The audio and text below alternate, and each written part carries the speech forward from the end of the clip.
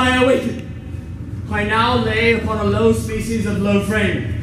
To this I was securely bound, leaving at liberty only my head and my left arm. Looking upwards, I surveyed the scene. I saw that in one of its panels was the painted figure of time, save that, in lieu of the sight, he held the huge pendulum. I saw it sweep in motion. Its sweep was brief and slow, yet fearfully wonder. And then I noticed it.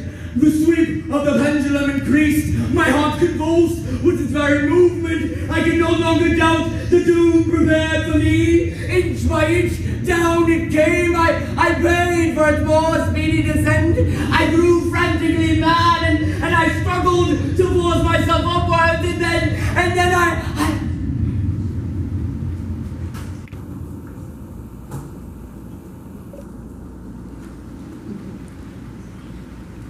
And then I felt suddenly cold.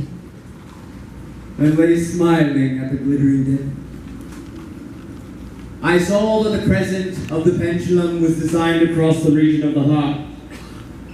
It would fray the surge of my robe, return, and repeat its operations